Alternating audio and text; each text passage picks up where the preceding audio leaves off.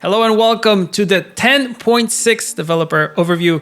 And I'm, as always, joined by the Batman to my Robin, my co-host, good friend, and also incredible balance artist, and also rock climber. You probably didn't know that. Jean here. I always don't know how to say your last name, but Jean for everybody. Hey everyone, it's okay. Damn, I don't know how to say it, like to respond to so many words of love. Oh, come I'm happy to be here, Burza. Yeah, I'm happy to have you as always.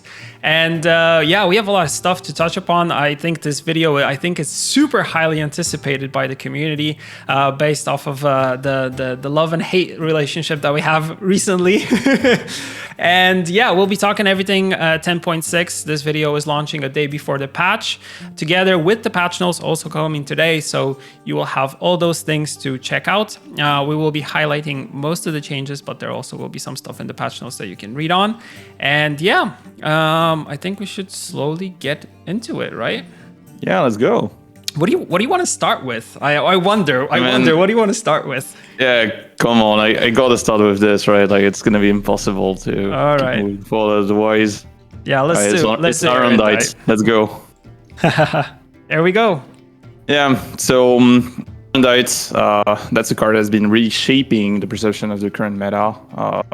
It started slowly, actually, at the release of the expansion, but eventually it took a more and more preponderant place as the decks became more refined, right? And it's been played majorly, though not only, with Golden Necker. Yeah. This change was expected by a lot of people, Enright going to 10. Mm-hmm. It's important to note that in 10.4, we actually designed the card with the idea that we wanted it to be a possibility, that it would be played in Golden Necker and seeing over decks. Mm-hmm. But well, considering the impact that the card has had on the meta, we now believe that it's the type of tools we don't want you to have in these types of decks. And furthermore, because of its existence, it has become kind of the only identity of these 9 provision or less decks, right?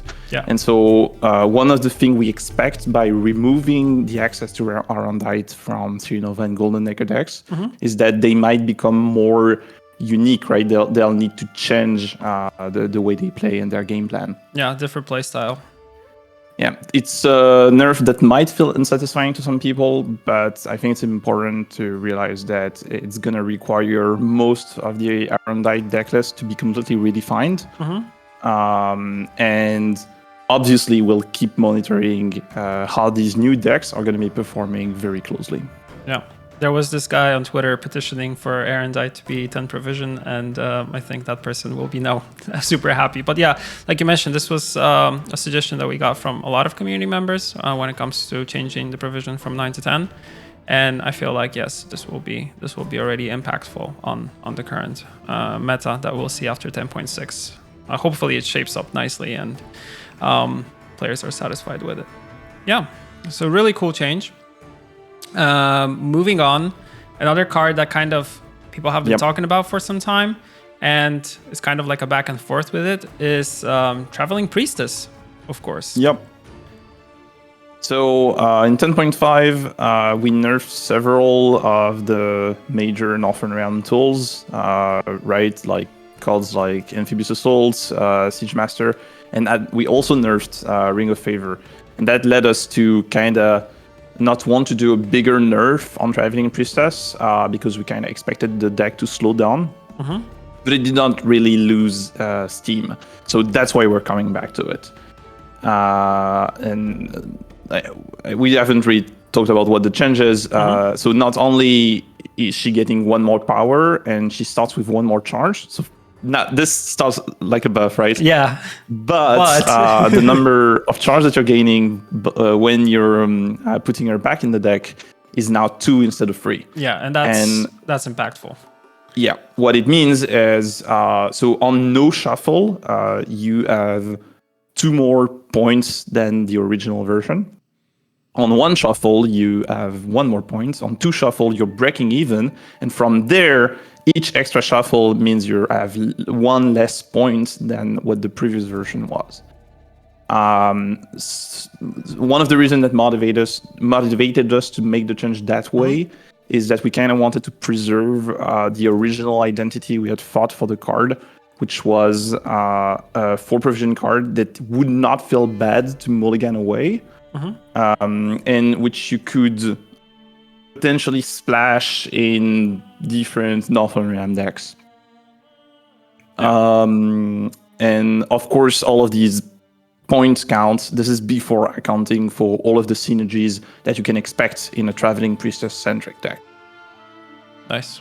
Yeah, really cool. Yeah, like you said, it was a card that kind of kept on, like we worked on it once, but then we're kind of trying to gauge and see how the impact after the change of the card actually, on the meta will reflect itself. And actually we saw that, it's still something which is quite strong and prevalent. So that's why the additional change here.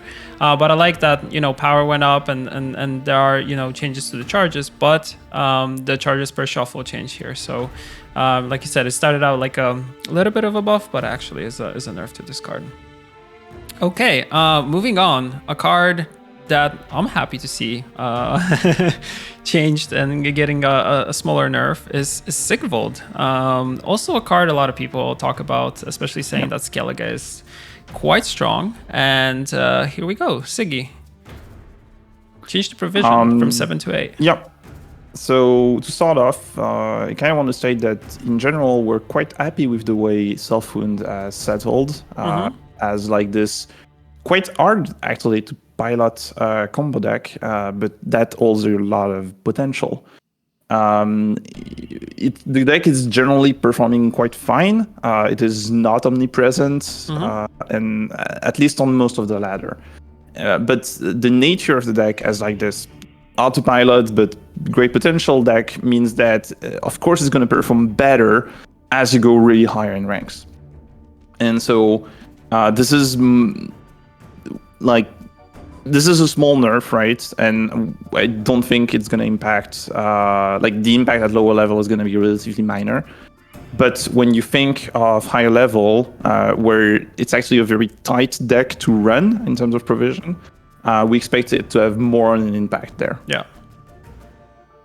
Yeah, for sure it will. And like you said, I think it's one of those decks that is not very easy to pilot.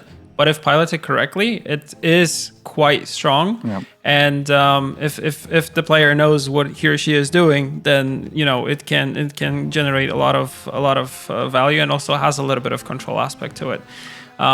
Which whenever I'm kind of facing this deck, I always have trouble, especially with elves or dwarves, which is the main things that I'm playing.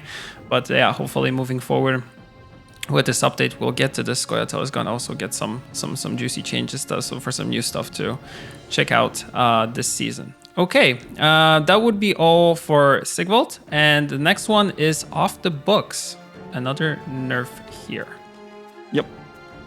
So change from provisions from 15 to 14. Thank you. In 10.12, we traded one provision.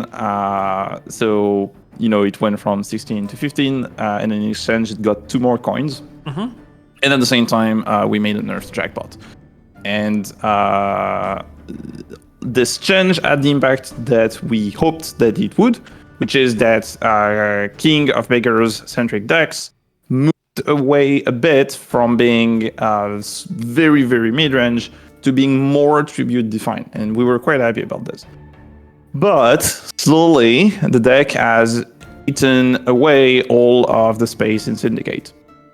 And it especially got worse after we introduced Shady Vendor, which was further support for Tribute, basically. So for now, we're just taking one more provision away from it, because we think that it's now a leader ability that is perceived very strongly, as we thought it originally was. Yeah. So it doesn't get extra provision. Easy, simple as that, my friend. And yeah, I think it makes a lot of sense. Okay, so we got through the most important nerfs here. So I hope everybody now has kind of settled in, is a little bit calmer watching this video. better comments in chat and stuff like that. Moving on, we have actually a couple new cards coming into the game. But before I get to the new cards, there is a connection here because we are working on a celebration event for Triss, Shani, and Yen. So it's our summer event. This is similar to a faction challenge, as you probably remember from back in the days. Also similar to the challenge that we had with the Crones, where you're able to pick 3 sides. So you either pick Triss, Yen, or Shani, and you can progress all 3 sides if you want to.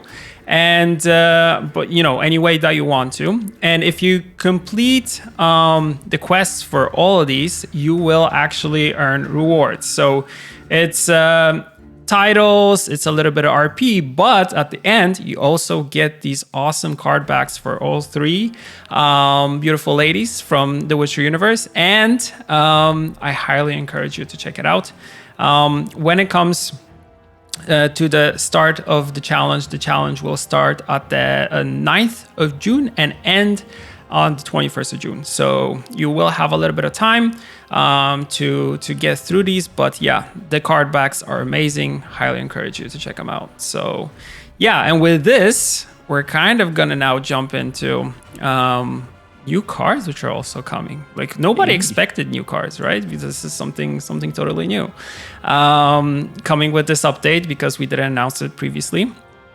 And actually, you will probably recognize the arts, but we'll get to that. And people are actually asking about these arts if they ever make it into the game. So yeah, without further ado, what should we start with? Yennefer? Okay, Yennefer Illusionist. Here we go. I'll let you read the effects. Deploy. Spawn Yennefer's Illusion on this row. The first time you spawn a unit on your side of the battlefield each turn, damage the lowest power enemy unit by the spawned unit's base power. Death Blow. Boost self by 1. Human Mage, 12 provision, 4 power. Alright, so before we jump to the token that Yennefer Illusionist is using, Yennefer's Illusion, a few words. So Yennefer Illusionist is a spawn support card, and that will allow you to blast your opponent's units. I think we actually need to show the token first. Yeah, I think it makes a lot of sense. So here's the token. Yennefer's Illusion. Doomed whenever this unit takes damage. Destroy self. Human Mage. Yeah, so that's the big caveat with playing Yennefer Illusionist, is that the token brings you this immediate tempo, which also triggers Yennefer Illusionist's own effect, damaging the lowest power unit by 4, the power of the illusion. But the illusion is susceptible to disappear when it takes any point of damage, regardless of if it was boosted or not. So it's a card that's that's meant to be kind of centric to how you build a deck, or incorporated to decks that already intend on spawning units often.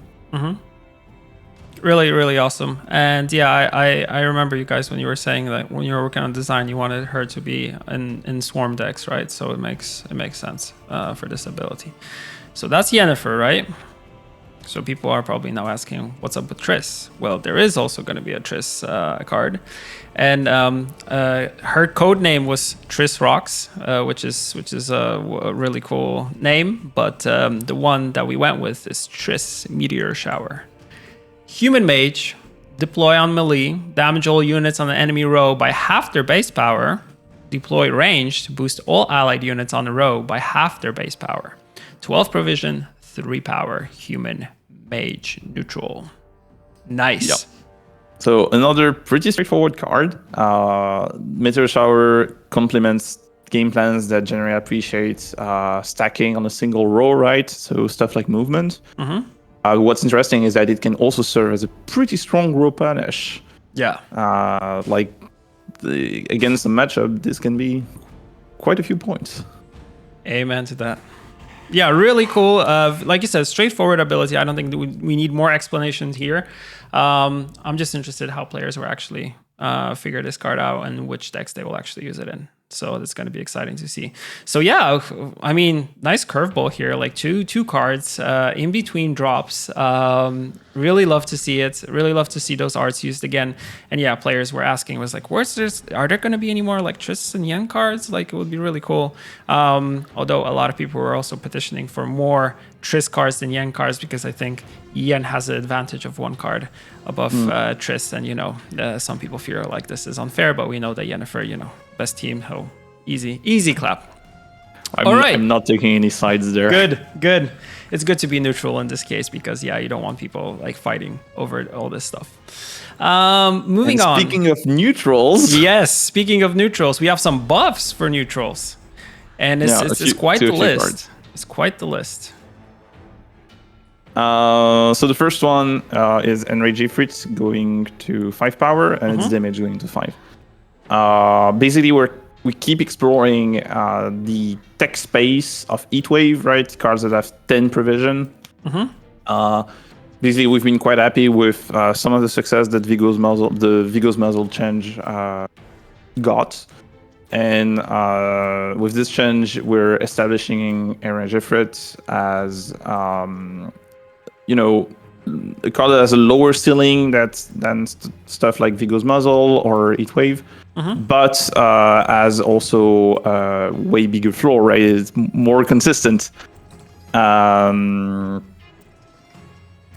one of the big caveats with this is I know that making this change will get people to ask about cards like One-Eyed Betsy or Regis Bloodlust and all other variation of this kind of cards that exist across factions.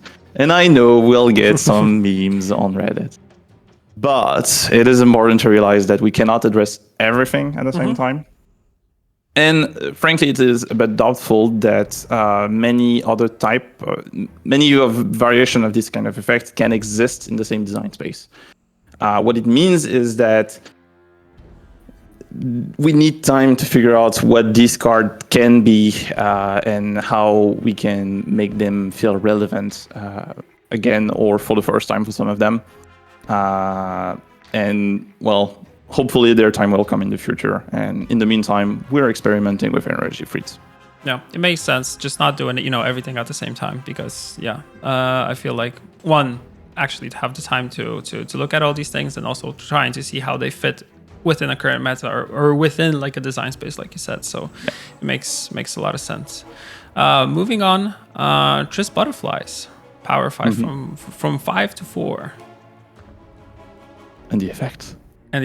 Deploy ranged. Shuffle a card from your hand into your deck, and then draw a unit of your choice and boost it by 3.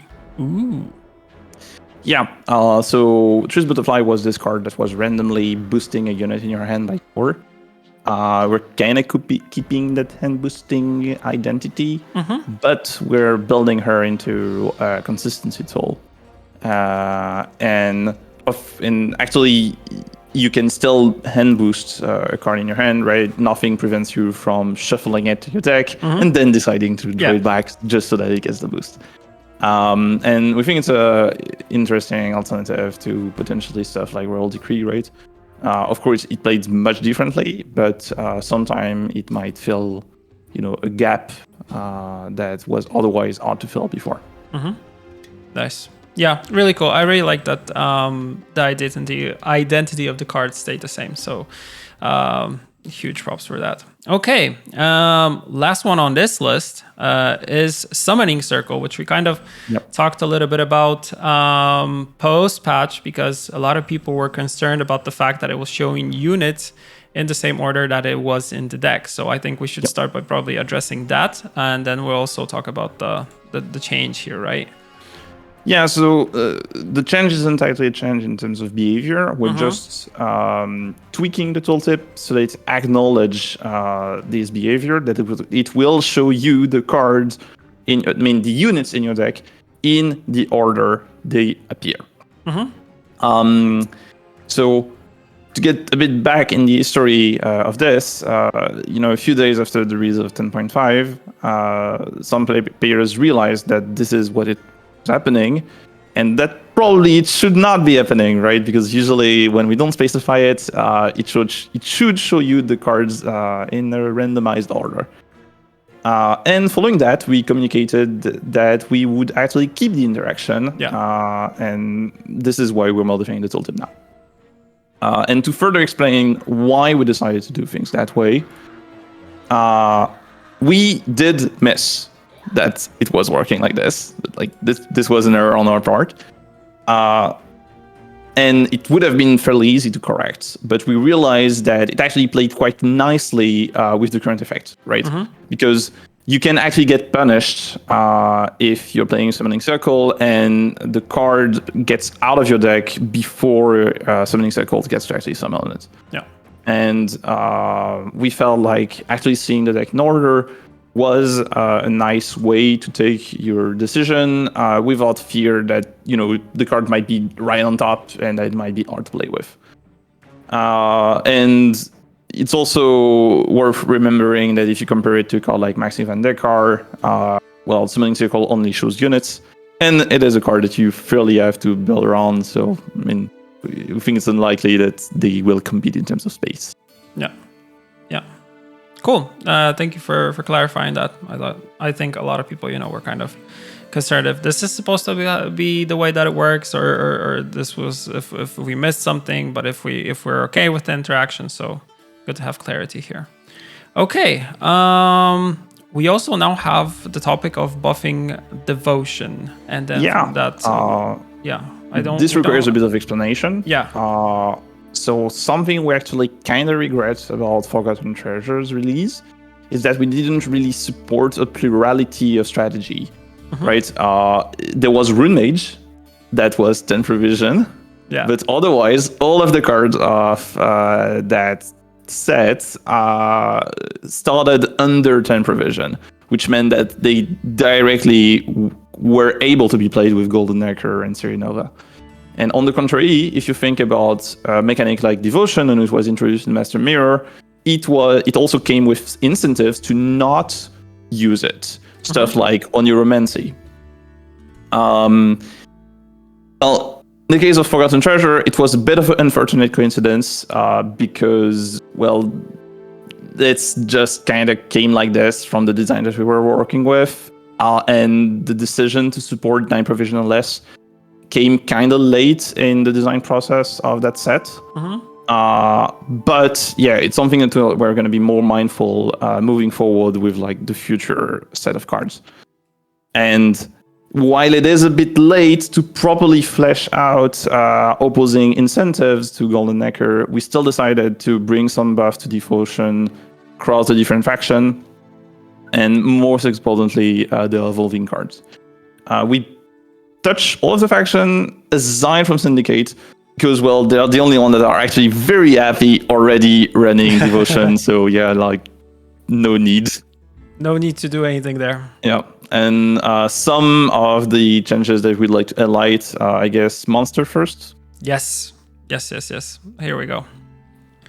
So a pretty straightforward buff to all of the variation of Oberon, getting 1 more power.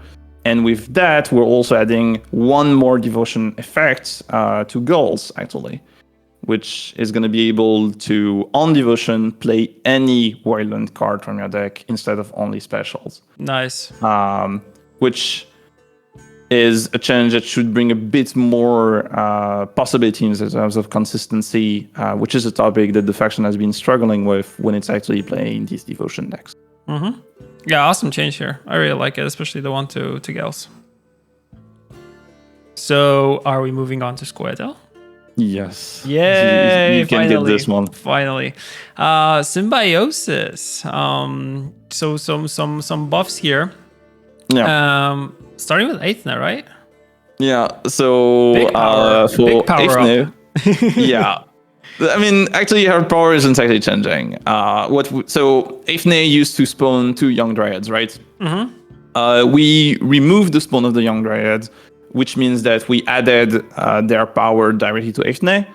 We also gave Aethna their symbiosis, so she's going from 1 to 3 because she was playing 2 symbiosis 1 units. And the big change is we actually gave her immunity. It's a change that was, well, partially motivated for lore reasons, because it felt weird that Aethne, which had just lost her kid and was like furious about it, was still spawning young dryads. Yes. So instead, she's letting out all of that fury, and she is a force to be reckoned with. Nice. And at the same time, we're making a change to another symbiosis card. I'll let you go for it. Freakscent, so power from 6 to 5, but the ability now reads Zeal Order, ranged, spawn a young dryad on this row. Cooldown 4, devotion at the end of your turn, lower the cooldown by the duration of vitality on the self. Yeah, so Frixenet used to only spawn one young dryad, and he is now kind of this young dryad engine, I guess. Yeah, he is. And on devotion, provided you have enough vitality to keep going, you'll be able to keep spawning young dryads. Good. So yeah, like these are relatively minor changes to symbiosis, but since we feel like this gives cards like this further reinforce their big incentive cards. And we think it might actually really help the deck. Yeah, sounds really good. And like you said, sounds like it's getting a little bit more on the engine side with Freakscent, and I think that's gonna be really cool, and gonna develop symbiosis a little bit more, which I feel like is one of those decks that, apart also from Harmony, is the one that players enjoy. Cool. All right, moving on to Nilfgaard from Scoia'tael. Something about spying, right? Yeah, so this is one more faction that we'd like to highlight toward these devotion changes. So first of all, the last form of usurper is losing 1 point, and we're changing the passive, which used to work with operative, like whenever you would play an agent, sorry, not an operative. To whenever an enemy unit gains spying. And since you're actually spawning 2 operatives and giving them spying, it means that you're immediately boosting by 2, which is why we remove 1 point actually. So it's a straight up plus 1 point. And we like changing this passive allows us to make the card work better, even better with the spying archetype that we've been trying to promote, and especially since this agent thing wasn't really being supported anyway. And with this, we're also giving a few more small buffs to spying in the form of Fergus getting 1 less provision, and Impera Enforcers have +1 armor. Nice. And will also gain from now on 1 more armor whenever they dive blow, which should really help them survive more easily, right? Yeah. Stay on the board. Yeah, much easier to keep them on the board actually, and since they're they are in this case the engine here, so it's good to actually keep it alive. Cool. Now something on the buff side when it comes to archetypes, and a buff which I wasn't really expecting, but you guys delivered. So a buff to hand buff, right? Sounds very nice. So Torx ability changes. So this card starts in your hand is a new part, but I'll give you the mic so you can explain to the lovely people what's happening here. So we said we were buffing devotion, and in the case of Torque, we actually decided to remove it, which means that what used to be the effect that you would get on devotion, you will now always get. The reason we decided to do this is because the original goal we had when we put devotion on Torque was we wanted to offer players a choice, right? Do you want to play hand buff devotion? Do you want to play hand buff regular? What it turned out to be is that the effect was so defining that only devotion and buff have a so serious play. And ultimately, it wasn't really our desire to limit the archetype to be played in Devotion, especially as some interesting tools exist in neutrals, and most importantly, Trees Butterfly that we just buffed. And yeah, we wanted to open up the archetype. And with this change, we're also changing Farseer. I'll let you read the change. Yeah, power 5, provision 5 now, and deploy. Boost an unboosted unit in your hand by the number of boosted units in your hand. That is such a cool ability. Yeah, so basically your bronze payoff / setup card can be kind of hard to play around, but can also offer some very good points. So yeah, nice, really cool, really cool. Love the last change for sure. Will be something that I'll be checking out this season for sure, because I feel like hand buff is always quite fun to play. At least maybe not super competitive, but fun. Awesome. Last one on the list that I have, which is quite extensive, is self-poison. And should we start with Fallen Ryla? Absolutely. All right. Yeah. It's completely new effects. I'll let you go through it. Yeah, exactly. 12 provision, 6 power, human mutant salamandra, Veil, profit 3, tribute 3, remove poison from an allied unit, then boost self by 5.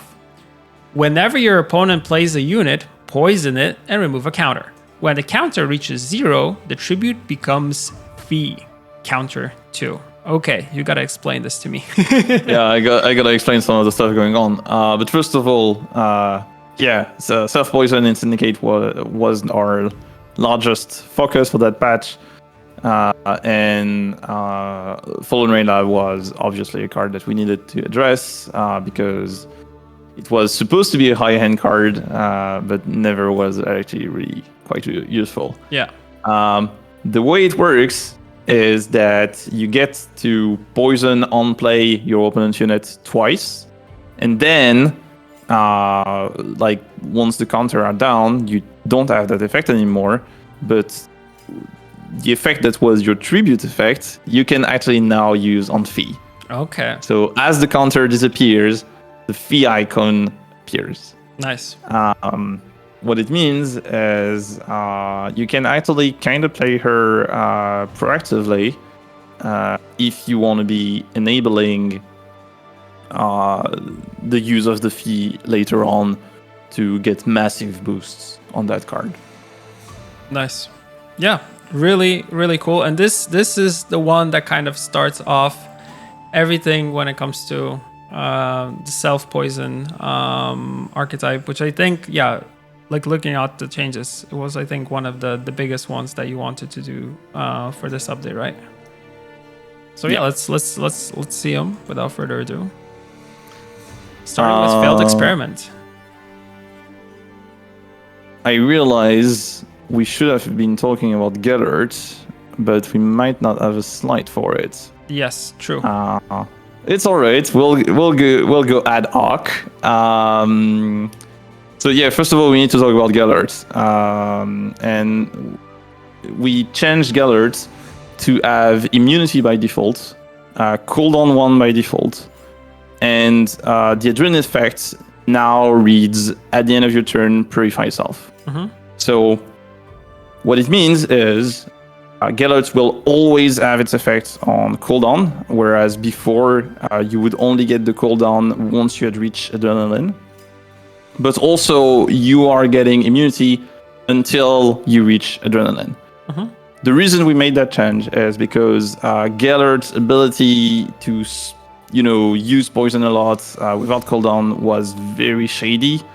And it had dangerous loop potential when he was paired with Roland Blindheim, his brother, right? Yeah. Which is why we felt like we needed to remove that. And to compensate for it, we added that temporary immunity, which means that you can now play it on the board very proactively. And you'll be able to use him multiple turns without actually being worried. Yeah. Now that we've discussed this major change, we can actually go through the rest. Sorry for this. No problem. So we have failed experiment as the next one. Mm-hmm. So I thought you were gonna go through it. of course. Ability change 2. Deploy poison self. Fee 3. Move poison from self to a unit. Cooldown 1. Okay. Yeah, so Fair Experiment now reworked into a setup card that generates poison on self and is able to move it around. Pretty safe explanatory, but quite handy for the archetype. Yeah, really cool. Next up, Stolen Mutagens. If you control at least 2 Salamandra units, choose an additional mutagen. Ooh. Yeah, this condition used to give you 3 coins. Now you can actually select a second mutagen, different from the first one, right? You select the 2 at the same time. This is a straight up +1 point for the card, if you fulfill the condition, obviously. And it can allow some pretty cool setups, actually, where you first give Veil and boost to a unit, and then you poison it and gain coins, and, well, obviously there's no poison happening. That's really cool. Nice. Okay, since we're here still, we have Mutant next up. So, 3 for 4. When poisoned, spawn a base copy of self on this row. Counter 1. Yeah, another straightforward card, but it quite nicely offers a solution to situations where you were poisoning all of the cards on your board and you were kind of running out of targets. So, well, this card you'll be able to keep poisoning over and over and over and over. Really cool. Okay, that leaves us with 2 more. We have Salamandra Assassin and Salamandra Lackey. Salamandra Assassin, 4 for 5, deploy, place a bounty on an enemy unit. Order, poison the enemy unit with bounty. Really cool. Flavorful. Yeah. So it's kind of a cross archetype card, right? Between bounty and poison. Exactly.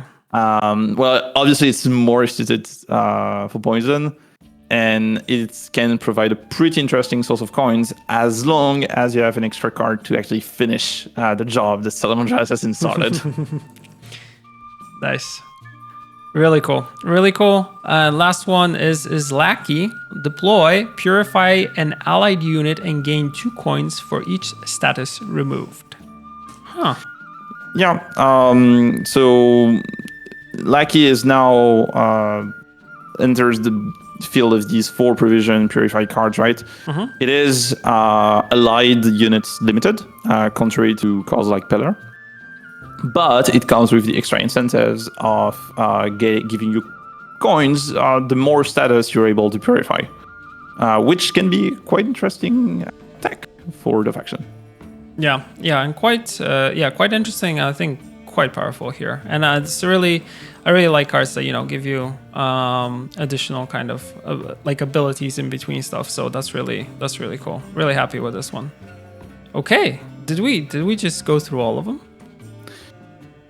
I think so, though obviously there's always remaining stuff that are remaining on the patch notes. Exactly. But that was everything major. Nice. So yeah, the patch notes are available now as you're watching this. So head on over to playgwent.com. News section, everything is there. And yeah, I think that's it, Jean. I think we got it. We got through 10.6. As you know, what a ride. Yeah, the update is coming out tomorrow. And yeah, it's been an exciting one. I really like the changes. Really happy with the last part that we went through. Although I'm not a big Syndicate player, but the changes to self-poison I feel like are really cool. Really happy about changes to hand buff, of course, and the new cards, which is something that I did not expect. And don't forget, we'll be also doing a summer challenge in which you'll be able to choose between Triss, Yennefer, and Shani. You can progress through all of these and earn some awesome rewards. We were talking about the card backs before, but yeah, this video is on YouTube, so you'll be able to rewind, check that out. So easy clap. All right, Jean, thank you as always. It's been another amazing video, and yeah. Everyone enjoy the patch 10.6 coming to you tomorrow. Have a good one. And stay safe. See you everyone in 4.10.7. Yay, 10.7. That's going to be exciting. That's going to be big because new cards are coming there. Yay. Big stuff. Big stuff. Awesome. Jean, thank you. Thank you, everybody, for watching. We shall catch you later. See you, everyone. Bye.